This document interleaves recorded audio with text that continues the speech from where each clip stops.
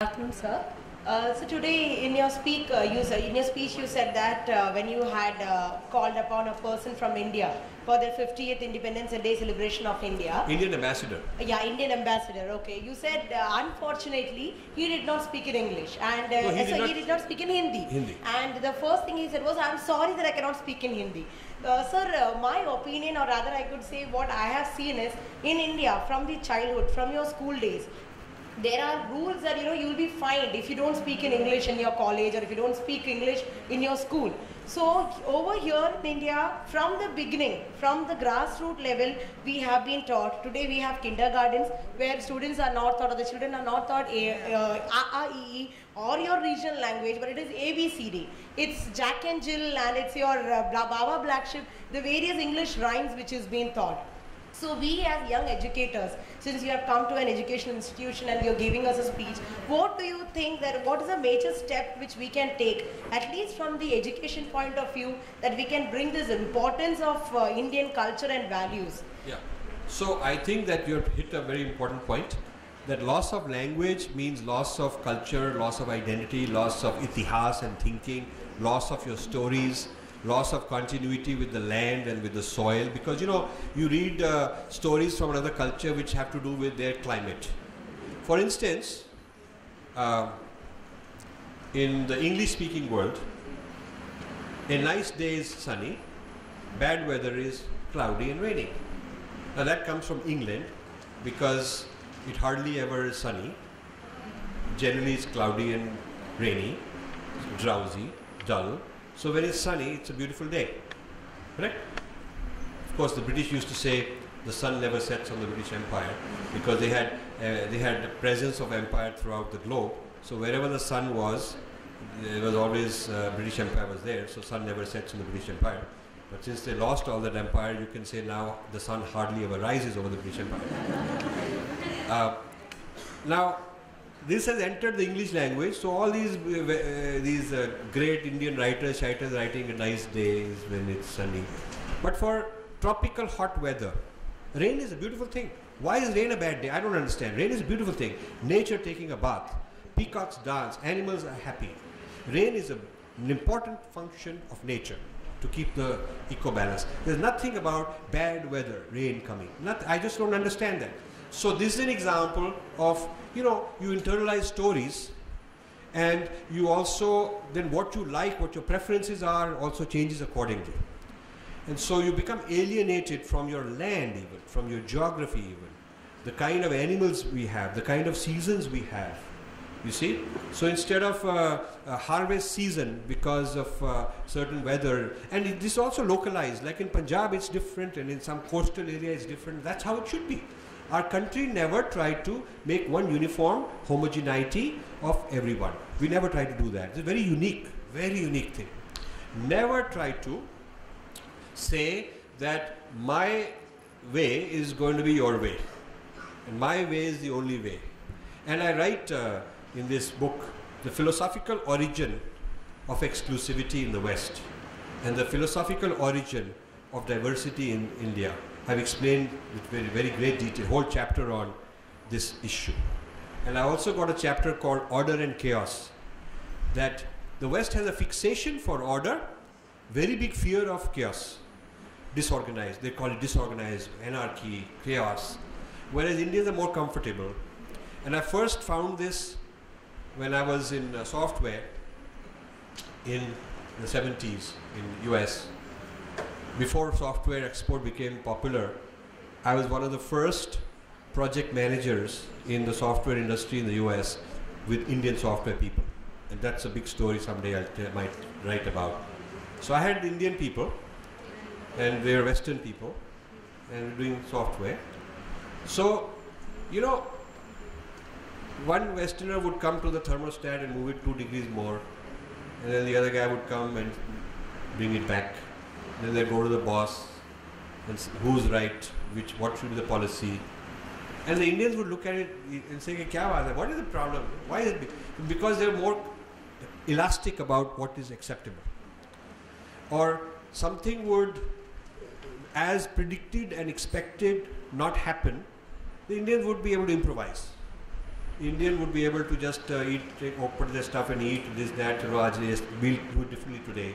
And this is found in Indian music improvisation. It's found in Indian cuisine. The chef doesn't weigh that you take 20 grams of this and heat it for 18 seconds at 32 degrees. It doesn't do like that. Recipe book is not written like that. But the food is so delicious because the person has embodied the experience. It's called embodied knowledge rather than disembodied models. This is also true in mathematics and in science. The Westerners did very well in developing models where there is a certain disembodied truth out there. It's a very Aristotelian idea. I describe it here. Whereas the Indians were very good at improvising how to come up with the right calculation without a rigid model. The model is itself evolving. There is no fixed model. It's always evolving. So Indians had some amazing feats in calculating the velocity of light or calculating the value of pi without instruments, without high-tech, measuring devices. And nobody quite understands how it was done. But it was a system of improvisation and evolution through algorithms that kept evolving, algorithms. So I would say that we must not give up this quality, and that is what we give up. When you adopt an alien language, you can produce any number of Pulitzer Prize and Nobel Prize and whatnot. The point is, it is somebody else giving you that prize. Somebody else deciding, aapko milega, aapko nahi milega. You see? And those people are sitting in Sweden, or they're sitting in London, or they're sitting somewhere. So what we have done, whether we have surrendered ourselves, okay, Oscar chahiye is more important than any Indian award, or Pulitzer Prize more important than Sahitya Kala Academy Award, the criteria of how you are going to be measured depends on someone else. You become a slave. You become a slave. In fact, as the non-Western population explodes percentage-wise, and countries in the West are not producing the same birth rate, they're very worried, and their percent of the world economy is shrinking. How they're going to control is going to be to take ideas, make them into world standards, control the standard. Control the standard. But let others implement it. Unko prize bhi de denge, unko boss bhi bana denge, but somebody else has made them the boss. See, somebody like an Amartya Sen is completely made in the Western, his wife is from the Rothschild family. You know that. And Rothschild family created the Economics Nobel Prize. You know that. Okay? So, theek hai, good in-laws. I wish, we all wish we had in-laws who were billionaires who sabko Nobel Prize la denge. Theek baat hai. He's done well for himself. But, Indians, so there are these kind of symbols put up so that all the Indians can go gaga and, like there was this one guy called Bobby Jindal. You might have heard of him. So I wrote an article called The Whitewashing of Bobby Jindal. I wrote an article in the Huffington Post. And then where I showed that he's claiming to represent people of color because the Republican Party thinks they lost because they're too much white and they don't have people of color, and people of color are getting more population. So he's hoisted himself as, I'm representing people of color, but he doesn't represent us as Indians. He doesn't even represent his own community because he's alienated. He's become so whitened and whitewashed that he's hardly a person who can represent us. And then next day I got a call from MSNBC that you come, we'll do a big whole show on Bobby Jindal. So this became a very big deal. And within 2 weeks his ratings went from 55% to 37%. And now it's gone down to 3%. It's all happened in the last 2 months. He's not in when they listed the top 10 Republicans and did a survey among the Republicans on popularity, he's very low now. So I'm happy because I thought he was a fraud. That he's basically one of those guys who's just sucking up to, to try and impress them and completely abandoning his own tradition. So we don't want role models like that.